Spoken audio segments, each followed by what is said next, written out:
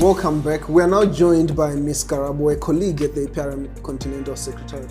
Ms. Karabo, please introduce yourself. Thank you, Lennon, and thank you for having me. My name is Karabo Chadzingwa Mochebelele, and I'm a researcher here at the APRM. I am in the Governance and Specialized Reporting Directorate, and I'm currently working on the Africa Governance Report 2025, which focuses on natural resource governance in Africa. Now, talk about the Africa Governance Report. This is the 4th edition, yeah? Tell us more why this 4th edition is particularly important. Thanks, Lennon. You know, this is an extremely important report because it focuses on our natural resource wealth in Africa and how we can harness and optimize value realization from our natural resources. But I think of particular importance is that from the AGR 2023, which is the 3rd AGR, that focused on unconstitutional changes of government in Africa. One of the key findings was that the mismanagement and ineffective governance of our natural resources is a trigger for popular uprisings and conflict on the continent. And so it became very important for us to assess and investigate issues of governance and institutions that are looking at natural resources. So at the Forum of Heads of States, what are you going to be doing with this report, this particular report?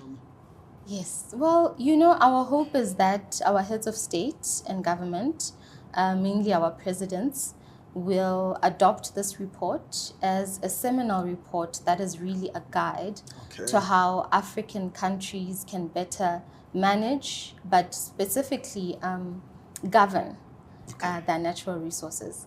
It looks at the legal and policy framework or environment that will ensure that there's an enabling environment for effective governance of our natural resources. Again, it looks at value realization as well as revenue management. Wow. In particular, why do you think African people and African people in the diaspora should follow this Africa Governance Report when it gets published? Why should they read it? Absolutely.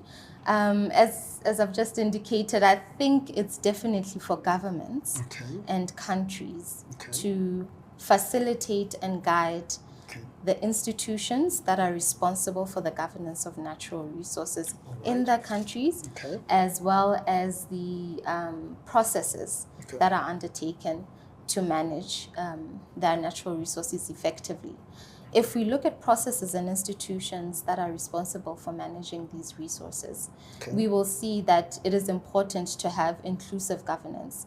And that is a whole of governance, and which includes a human rights approach to governing our natural resources. In this sense, we will be able to include our citizens, non-state actors, academia, public institutions, as well as, very importantly, in these sectors, private entities. Ms. Karabo, I really want to thank you for coming to this first episode of Africa Governance Voice. I think it's an absolute pleasure to host you, and thank you so much for giving us insights about the 4th edition of the Africa Governance Report. We hope you continue being a guest, giving us insights about all the reports and activities that you do within the APRM. Thank you so much. Thank you so much for having me, and to your audience.